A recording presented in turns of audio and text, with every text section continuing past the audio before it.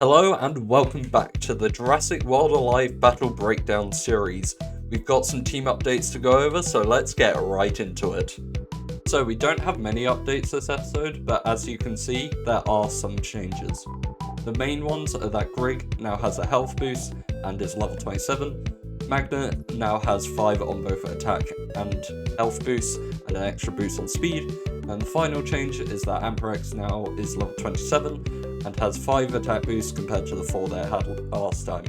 With all those covered, let's get into these battles. Right, so here we are with our first battle. Got a pretty decent team. We've got Spinotops, Ceresteratops. A lot of tops in this game, I realise that now. So we're going to start with Amperex because of course we're going to start with Amperex and they start with a Rexy. Now Rexy is a pretty good creature, especially at the level it's currently at and the boost that it's currently at. I'm not too sure what that speed stat might be. I reckon it's probably 124. So that's what most people tend to go with. So we're going to get a pretty good counter hit and quite a bit of damage. We have leveled up my Amperex, as hopefully I showed off at the start. So we're going to swap into Magnoraptor, as I am going to live the hit no matter what here, which is very nice. So that means I get a big freebie and later on I could bring it in if needs be. But surprisingly enough, the counter kills instead, so that makes my life significantly easier. So you bring in Magnoraptor for free anyway. Unfortunately, it's very good. Swapping here is completely wasted.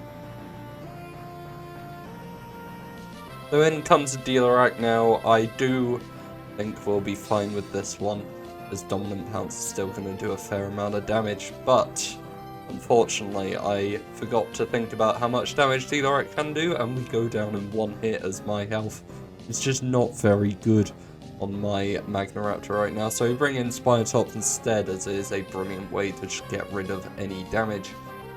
We go for the nice group Ferocious Charge. I will say, while these animations are playing out, since they're very long... oh, voice break. I forgot what I was going to say. Oh yeah, sound. We don't have any sound for these battles, because I was at work while I recorded them. So I completely forgot to unmute my audio, and even then we're still going to be using Pokemon music in the background. So in comes in the enemies, and they go for the pretty silly play of going for their cloak. We've got Alert Nullifying Rampage, as I was more than sure they'd go for their cloak anyway. Of course, everything takes forever, but here we go. We've got our Resilient Rampage coming out, and it just barely doesn't kill, and that's perfectly fine. You get a nice little bait off from them. They don't have any priority moves, so they're not going to be able to finish me off. I can sure get rid of them, so we're going to bring in the Protective Advance and take out the End enemies, and that's the first battle won. Pretty easy battle and a very quick one, which is always what we like to see, so we'll move on to the next battle very quickly. So here we are in our second battle. We've got a pretty decent team once again here. We've got Ceresteratops, Thylos, Arem and Magna. Now we're going to bring in my Cerestego first, just because it is a pretty decent starter, and we get Arctovesavius, and I don't see this guy that often, so it's pretty interesting to see it for the first time here. So I go for the Wounding Impact. Now this fight was actually pretty difficult in the end, so I really should have tried to go for that stun, but I'll get the increase in attack, which will help me in the long run. So we get a nice little crit on the counter there as well. I'm kind of just reintegrating myself with what Arctovesavius does, because I never ever see it. We get a nice intimidating wounding impact. That's the word I wanted to use. And they get their counter heal off. It's not too much damage, it's only 700, but we do double that in the counter. Unfortunately, the bracing impact and run does not take it out. It would have if I had a little bit better of a creature here. Now I'm expecting the Rampage to come out and heal. It might be a Devastation move actually, but the crit just barely doesn't kill, fortunately. So we're going to swap out, and as you can see it's always one to the right.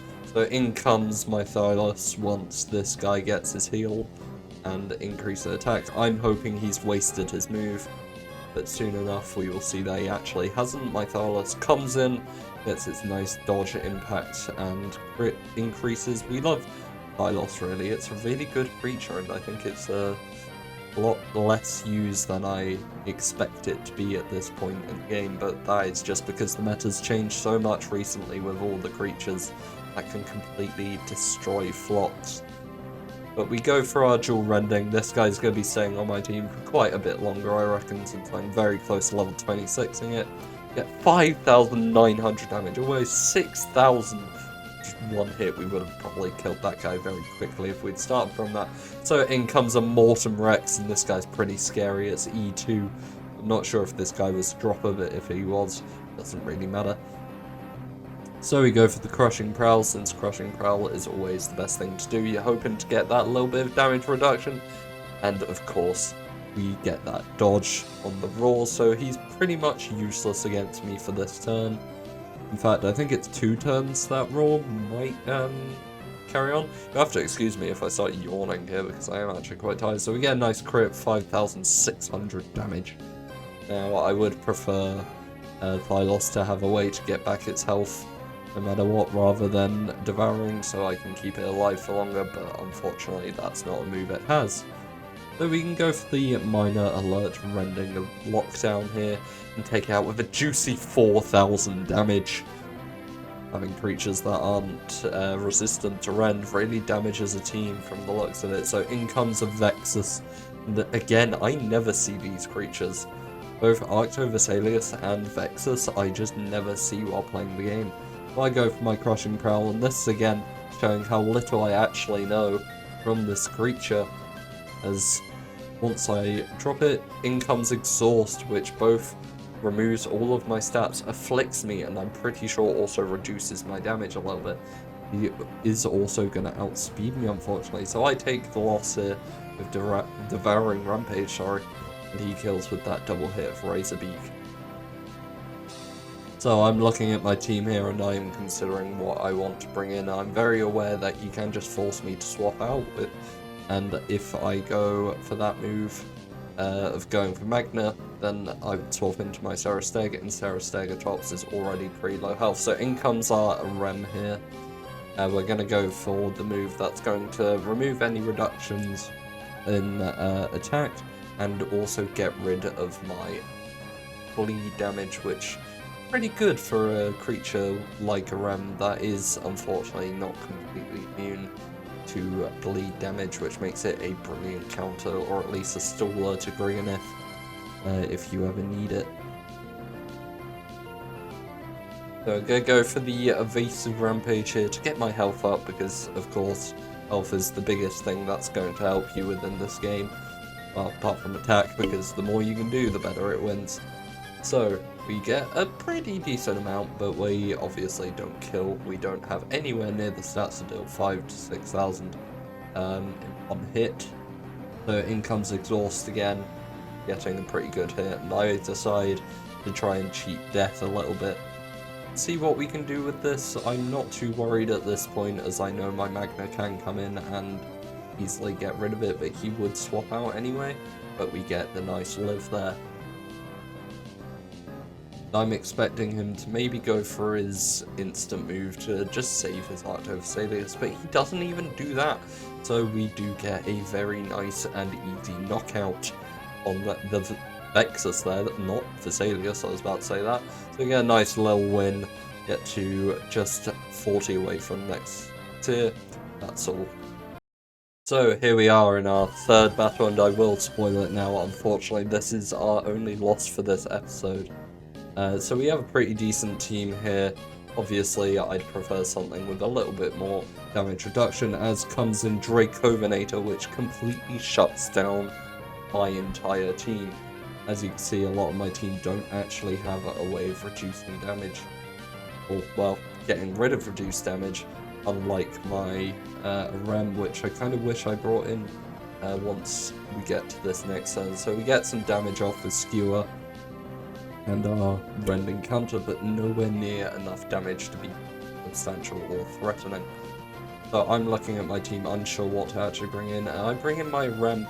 Now I don't think I should have done it as early as I did, because unfortunately the damage that I'm about to deal here isn't enough to really give him any substantial pressure on my side.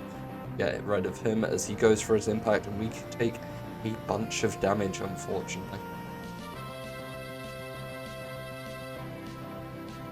So I obviously don't know what I'm going to do here, but I completely forget that dodge impact does not have that much of a delay, and we go down, unfortunately, here, and it's already on the back foot, and this is where I start to panic and I start to make really bad decisions. In fact, you look at my Grig and I'm like, maybe I could try use that if I can get rid of this Dracovenator, but unfortunately, I don't get that chance. I bring in my Thylos for some reason here. We go for our Crushing Prowl to just try and get a little bit more damage off in the end, and he, or she, unfortunately, goes for the Cloaked Rampage alert. That's the words that I can read there. You have to forgive me sounding slightly tired. I'm doing the video recording on the same day as I just got back from work from a pretty boring shift, so I'm still pretty tired and my throat is a little sore.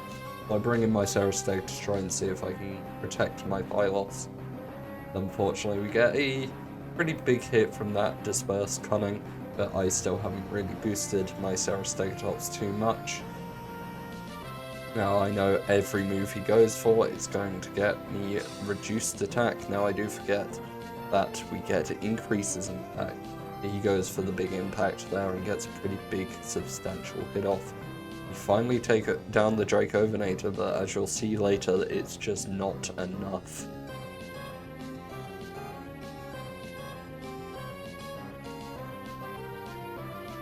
So in comes a Geminidas, and normally I'd be pretty calm with the Geminidas on my screen, and it does have quite a lot of speed though. Not too sure what the speed was, I didn't look too hard at it, but he goes for the Harden, and unfortunately that's going to take out my Stegodus by... Stegodus? No, that's the thing that fused into that. I was thinking about that clearly. My Stegosaurus. God, I'm stumbling on my words today. So we bring in Pylos, as I was very clearly planning here, to go swap out into my Rig and get that big heal, and hopefully the stun so that we don't get too damaged. Unfortunately, my lack of knowledge around Gemini just kicks in once more. I find out that it's actually stun resistant. Now he's gone for the group disarming rampage. I assume that's because he was guessing me to do the other move. Crushing Prowl, that's the word I was looking for. The move I was looking for, rather. So we get a pretty good rend hit off here with a good 2000 damage. This thing is a very good counter for Geminidas. However, unfortunately I am speed reduced still. So we get our maximum ferocity, and it's pretty good, honestly, getting a reduction in my attack, as well as getting rid of the reduction. Sorry, I'm stumbling, I'm so sorry, that's terrible. This is what we're gonna do sometimes. Sometimes I just want to come home and yap about this game, because I do not get to do that enough within any kind of social groups I am in. So he brings in Tima, and I'm like, okay, we're pretty good off here. And I notice that the speed hasn't gone away. This is the reason why I lose. And honestly, there's a lot I could have done here with this match that I think I could have won a bit better. So we're going to go over to that now. We're going to try and break down this battle a little bit more. My headphones have just told me it's low battery, but we're going to go break down this battle and we'll get back to our regularly scheduled battle. So, what could I have done better to win this match? I think instead of swapping to my RM, I should have swapped to my Stegosaurus. This would either allow me to get damage off on Dracovenator, or set up Dracovenator to get knocked out by a Rem. This would have likely secured a trade kill.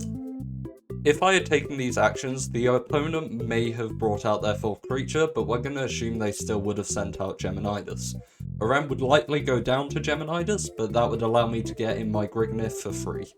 With Grig in, I would be able to set it up either with using Skewer into Devouring Rampage, or going for my attack setup with Maximum Ferocity. And again, we're going to assume that teammate would come out after I knock out the Geminidas. I'd then have a chance to swap, and I'd likely take it, as I'd have a higher chance of killing with Thylos compared to Grig. This would be done with the swap-in attack, giving me Cloak and a boost in crit chance, then going for Rending Assault, which would likely knock out the T-Mat. With all that broken down, let's get back to battling. So here we are in battle number, I believe, 4 now. Yes. So we have a pretty decent team here. Of course, the main three: Magna, RM, and Amprex. So we're going to start with Amprex, as it always secures me that first kill. If not, gives me good setup for a kill. Then comes Early Dominus. You don't see many of these anymore, as it's really gotten smacked out of the meta with just A, Apexes, and B, just being a pretty mediocre creature by the ends of it. But it did get a pretty good buff. I think this Ferocious Cunning Impact, a lot better than what it used to have. I think it was a speed up move or something back in my day of when the game was not just Apex spam with Greek and other creatures. Because this game's meta is all over the place.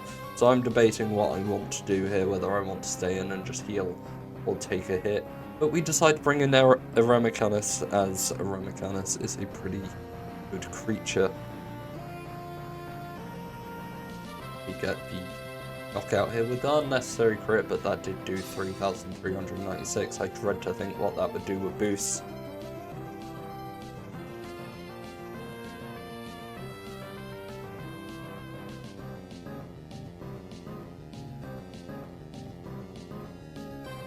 So in comes Elekkaspix here, and it's got a few moves that can do quite a bit of damage.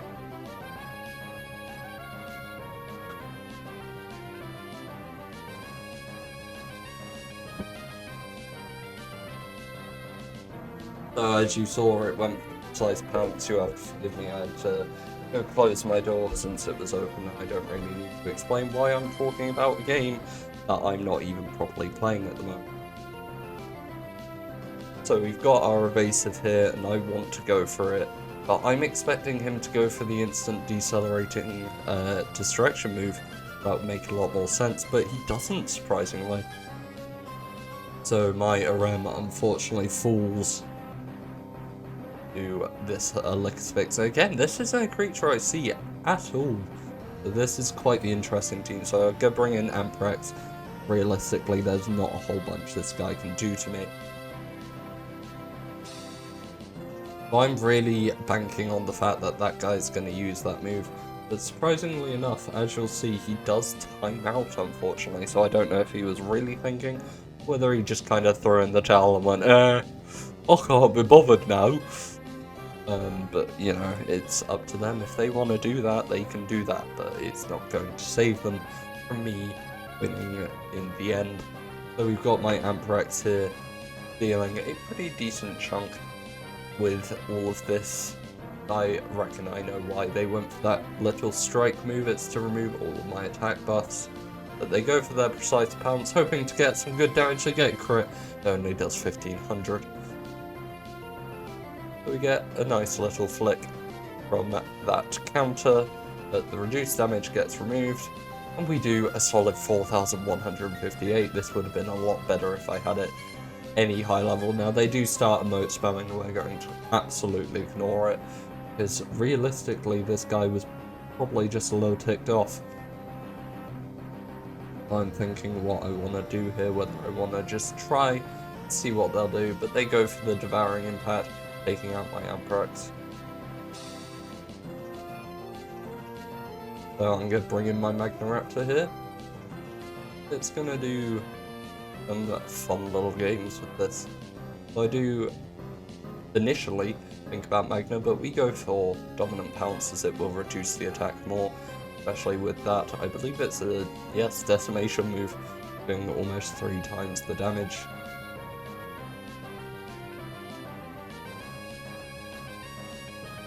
So I decide to go for my Magna Impact to get rid of that pesky little bit of Devour healing they're getting, and reduces his attack just a little bit more. As he goes for Tyrant's Roar, he has had his fate sealed, luckily on my side.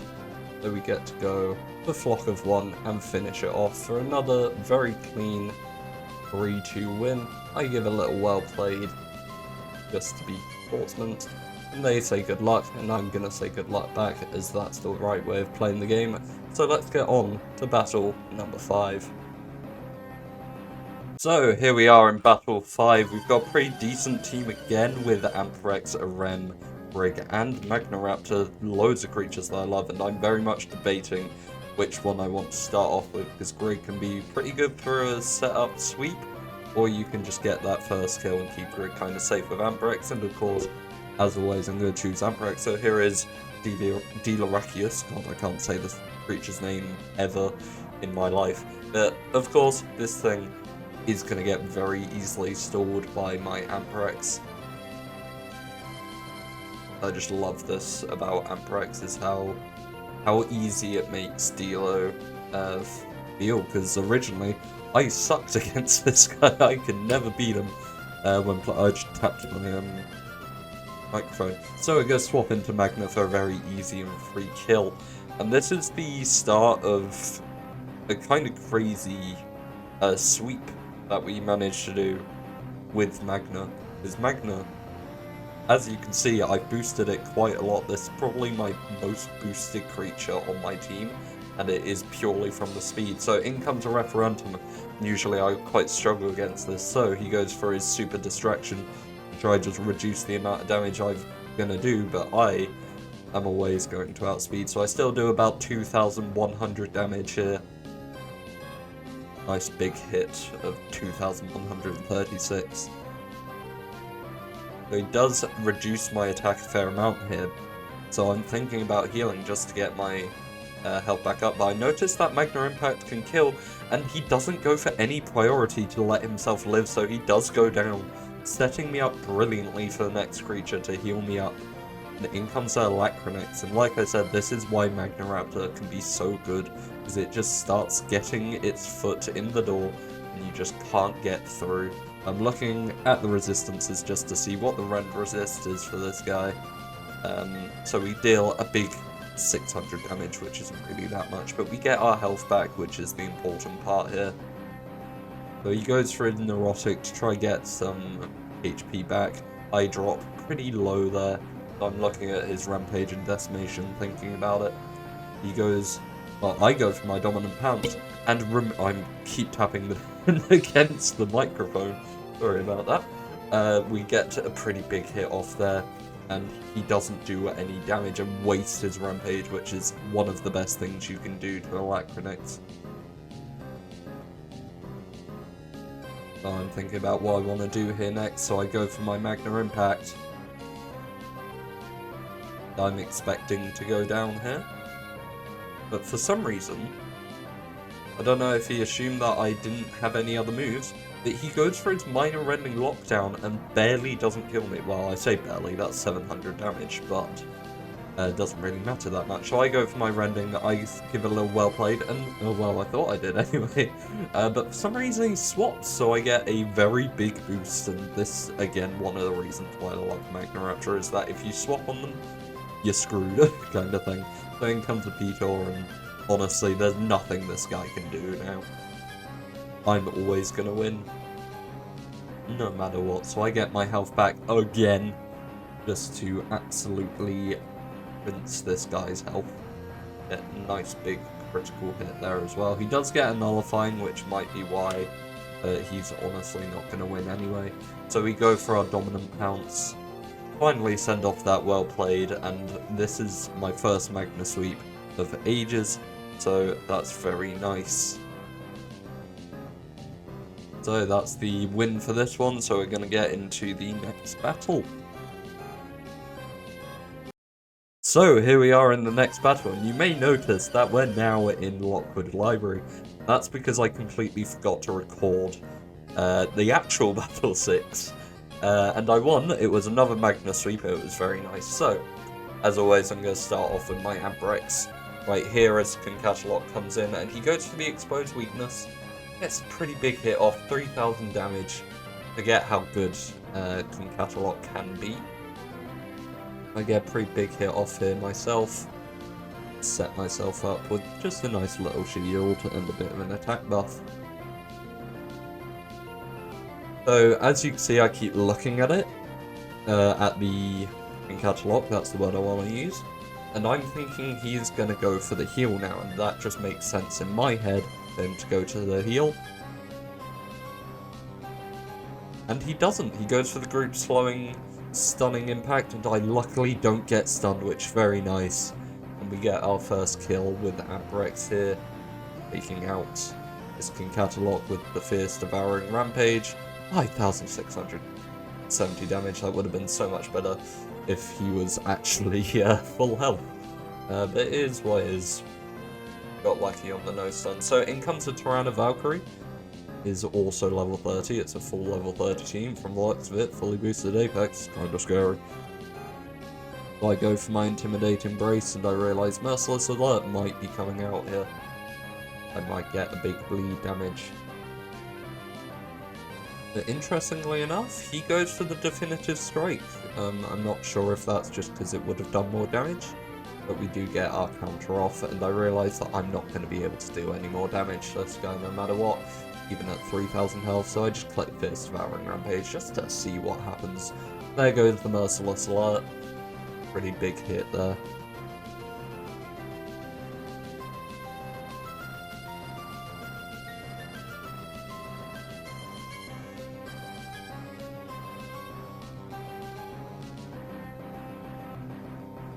And in comes my TDAC. Now, normally I actually use TDAC quite a lot for this guy, as it can just counter the shield making counter, whatever it's called. I don't know. Robbing Wing.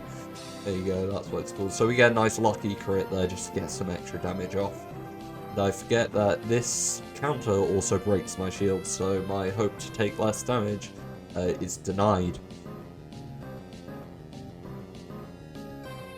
But we don't take enough damage to die, and we get another crit on the counter, and I realise that I can take this guy out, which is pretty nice actually for me, because his his move, Alert Squeal, that's the word, isn't priority, so I kill it with an instant precise impact, and we're currently 2-1-ing this.